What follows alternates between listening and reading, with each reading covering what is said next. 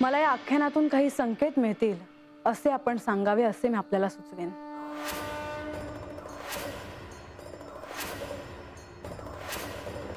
मी प्रयत्न करतो देवी. भजन असो, कीर्तन असो, आख्यान असो, जो कोणी हे करतो त्याच्या मुखातून श्री हरी बोलत असतात. तेव्हा आपण त्यांना काहीही सांगणे अथवा सुचवणे हे योग्य नाही म्हाळसा.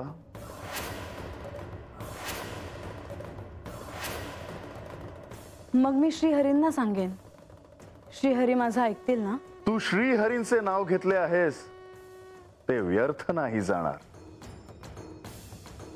माते, श्रीहरी म्हटले तरी माझे आराध्य ते ऋण ठेवत नाही.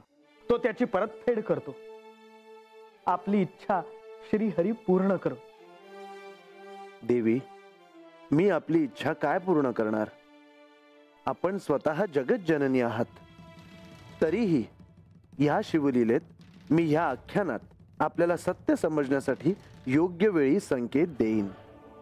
ओम श्री नमः. ओम श्री नमः.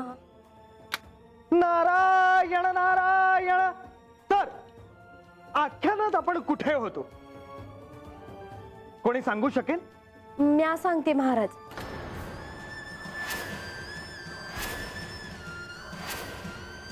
सांग बानू.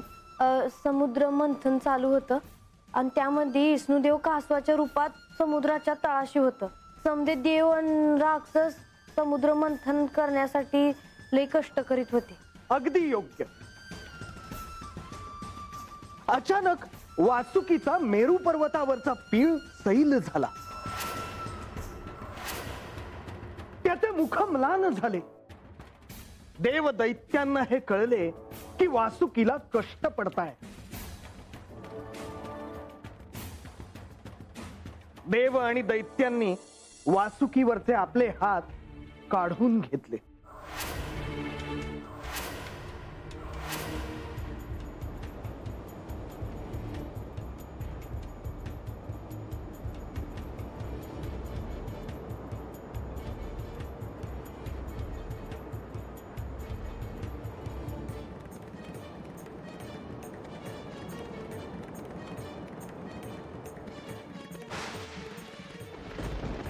मेरू पर्वताला घुसळताना दोन्ही बाजूनं अतीव ताण पडल्यामुळं वासुकी क्षीण झालाय.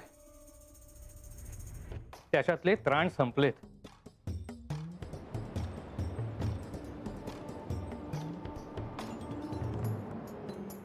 स्वामी, आपण वासुकीला विश्रांती द्यावी. नाही, हे असे करून कसे चालेल?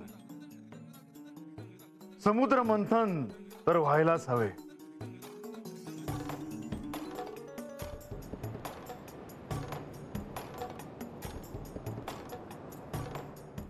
मला वाटले होते की समुद्रातून आता काही बाहेर यायचंय की काय, पण वासुकीला हे कष्ट झेपले नाहीत. त्याची ही अवस्था होणे स्वाभाविक आहे, कारण त्याचे कार्य अत्यंत अवघड आहे. पण समुद्र मंथन व्हायचं असेल तर वासुकीला पर्याय नाही. पण आता समुद्र मंथन व्हायचे कसे?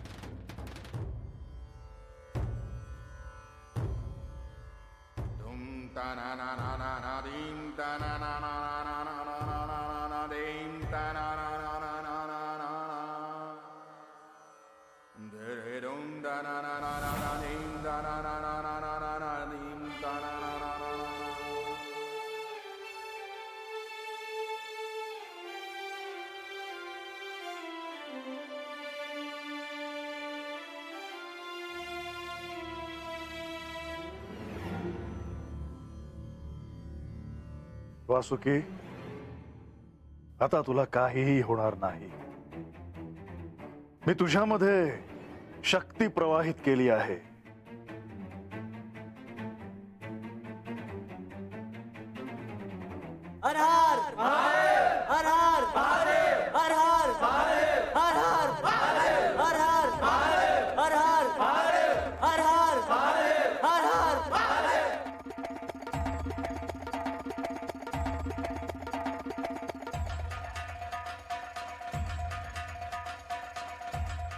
श्री महादेवांनी वासुकीला शक्ती प्रदान केली आणि त्याचं चैतन्य आले आणि पुन्हा एकदा वासुकी मेरू पर्वताला वेळखा मारण्यासाठी सिद्ध झाला.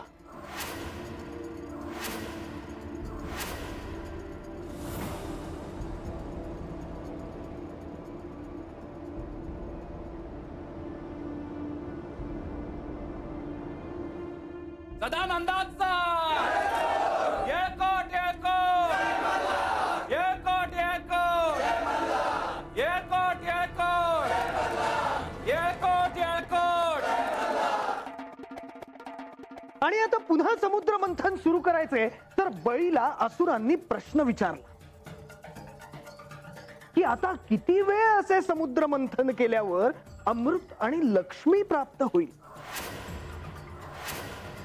बळीने श्री महादेवांना हे सांगण्याची विनंती केली. श्री महादेवांनी यावर काय सांगितले? श्री महादेवांनी सांगितले, कर्म सोडू नका, आधी ते करा. आणि अशा प्रकारे पुन्हा एकदा समुद्र मंथन सुरू झाले.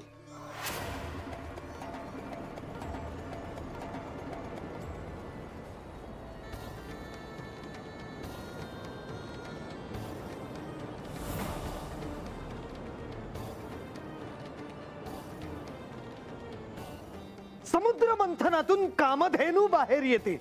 सर्वांच्या इच्छा पूर्ण करणारी ती कामधेनू, जिच्या दर्शनाने सर्व काही मंगल होते ती कामधेनू, जिच्या पोटी सर्व शुभ शक्तींचा निवास आहे ती कामधेनू. या कामधेनूच्या पूजनाने मनुष्याच्याच नव्हे तर देवतांच्याही सर्व इच्छा पूर्ण होतात. अशी ही कामधेनू समुद्र मंथनातून अवतरली. आपण गाईला गोमाता असे म्हणतो, परंतु या गोमातांचीही जननी जी आहे ती म्हणजे कामधेनू.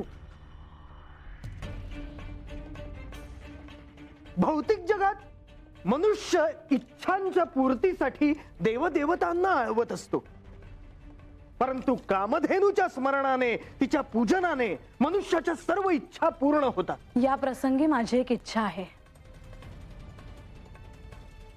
ती पूर्ण करावी देवा. आपल्या राज्यातील गायींचे संगोपन अत्यंत काळजीपूर्वक व्हावे. त्यांच्या संवर्धनासाठी विशेष व्यवस्था व्हावी. जी सर्वांचे पोषण करते त्या गोमातेचा सर्वतोपरी सन्मान राखलाच जाईल. तुझी इच्छा पूर्ण होईल म्हासा. जो प्रेमाने गोमातेचे संगोपन करेल त्याच्यावर माझी विशेष कृपा असेल. आता ही कामधेनू प्रसन्न कशी होईल? तर जी तुमचे पोषण करते त्या गायीला आदराने, ममत्वाने सांभाळा, तिची काळजी घ्या. नारायण नारायण. तर समुद्र मंथनातून आलेल्या कामधेनूवर आता अधिकार कोणाचा, हा प्रश्न निर्माण झाला. गोमातेवर अधिकार देवांचाच असला पाहिजे. ते दैत्य त्या गोमातेला, कामधेनूला काय सांभाळणार? अगदी योग्य बोललात देवी. गोमातेविषयी अनादर असणाऱ्या त्या दैत्यांना ही कामधेनू स्वतःच्या स्वार्थासाठी हवी होती.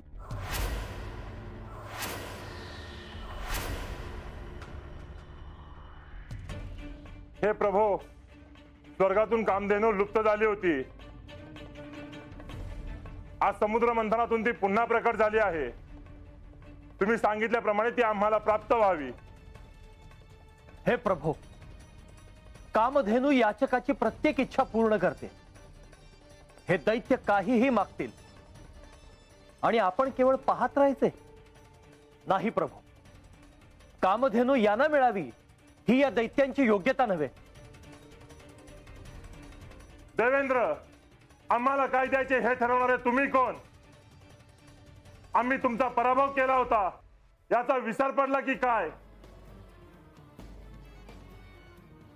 देवेंद्र, बळी, शांत व्हा.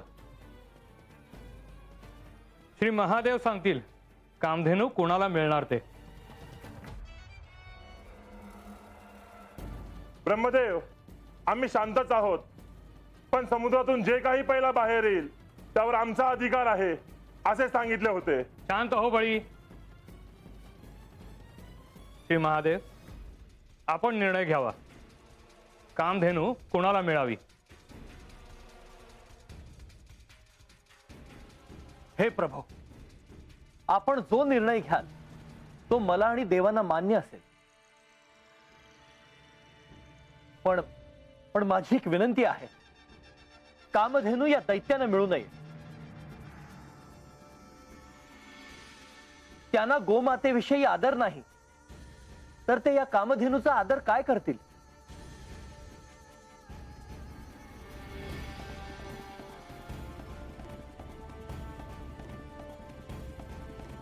बळी, इंद्रदेव, मी जो निर्णय घेईन तो तुम्ही मान्य कराल? होय श्री महेश. होय प्रभू. नारायण नारायण. श्री महादेवांनीच हे सांगितले होते की समुद्र मंथनातून जे प्रथम बाहेर येईल त्यावर दैत्यांचा अधिकार असेल. मात्र आता धर्मसंकट उभे राहिले होते. कामधेनू ही दैत्यांना मिळणार हे कुणालाही पटणारे नव्हते. परंतु श्री महादेवांनी यावरही सुवर्ण मध्य साधला.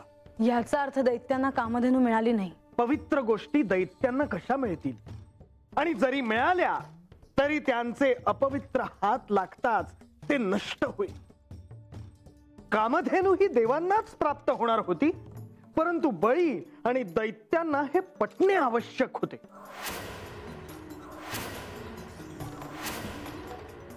मी दैत्यांना असे आश्वासन दिले होते की समुद्र मंथनातून जे प्रथम बाहेर येईल त्याच्यावर दैत्यांचा अधिकार असेल. वासुकीच्या मुखातून जो अग्नी बाहेर आला होता त्याला दैत्य सामोरे गेले होते आणि म्हणून त्यांना हा लाभ देणे योग्य आहे. पण केवळ कामधेनू या समुद्र मंथनातून प्राप्त करायची आहे असे नाही.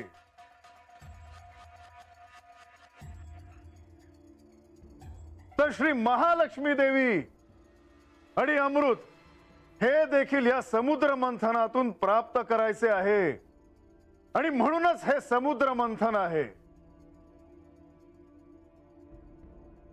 बळी, तुम्ही आजवर गोमातेचा अपमान करीत आला आहात. वेळ प्रसंगी गोमातेची हत्या देखील तुम्ही केली आहे. हे धर्माच्या किंवा मानवतेच्या दृष्टीने योग्य नसले तरी तुम्हाला त्याचा विधी निषेध नाही. बळी, तुमच्या हातून आजवर जी गोहत्या झाली आहे त्याचे पाप म्हणून ही कामधेनू तुम्हाला देता येणार नाही. पण हा आमच्यावर अन्याय आहे. बळी, ते तू ठरवू नकोस. मी सांगितलेला एकही शब्द असत्य नाही. तरी पण तुम्हाला भविष्यात संधी आहे. तुम्ही गोमातेचे संगोपन ममत्वाने करावे आणि जर तुम्हाला शक्य नसेल तर जो हे करत आहे त्याच्या कार्यात तुम्ही अडथळा आणू नये. होय प्रभू, पण मी माझ्या या दैत्य सेनेला काय उत्तर देऊ? समुद्र मंथनातून जे अमृत बाहेर येईल त्यात तुम्हाला समान संधी मिळेल हे मी पाहीन. पण तोपर्यंत तुमचे वर्तन सत्याच्या बाजूने असले पाहिजे. आपला निर्णय मी स्वीकारतो आहे.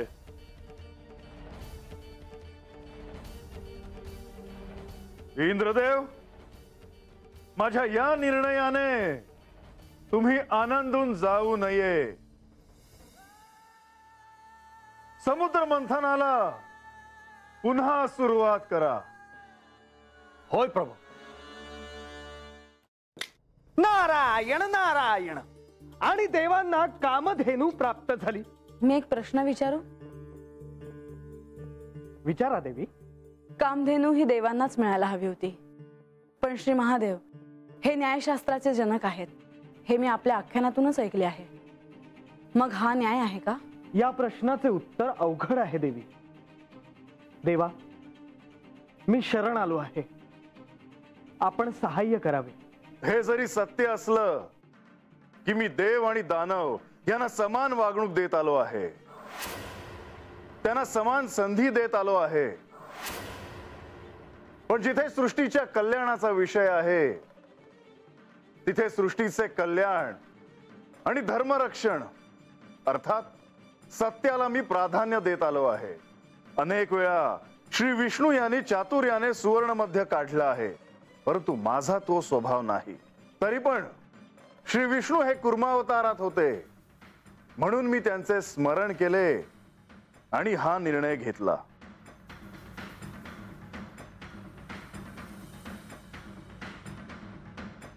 निर्णय घेणाऱ्यावर फार मोठे दायित्व असते, कारण निर्णय हा इतिहास घडवतो. निर्णय हा इतिहास बदलतो. नारायण नारायण. ऐकून तृप्त झालो. शंकेचे निरसन आणखी कसे असावे? मला हे पटले आहे. मी देखील अनेक वेळा हे तत्व सांभाळले आहे जे तुमच्याकडून माझ्यापर्यंत पोचले आहे. नारायण नारायण. आता प्रश्न वेगळा होता आणि अखेर समुद्र मंथन पुन्हा सुरू झाले. दैत्य अधिक द्वेषाने मेरू पर्वत घुसळत होते. देवेंद्र आणि देवांनाही आता काय लाभ होतो याकडेही आता साऱ्यांचे लक्ष होते.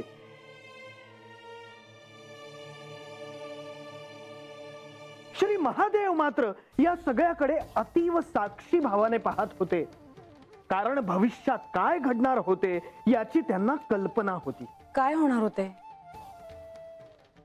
समुद्रातून काय बाहेर येणार होते? नारायण नारायण.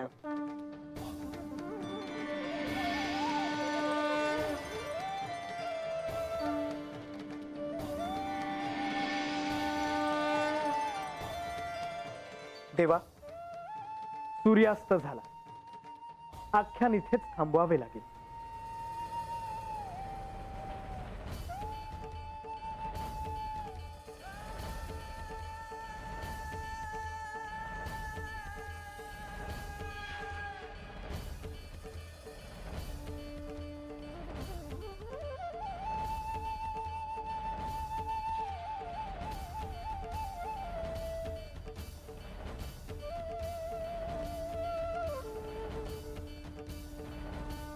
सदानंद सदानंद सदानंद सदानंद सदानंद सदानंद सदानंद सदानंद सदानंद सदानंद सदानंद सदानंद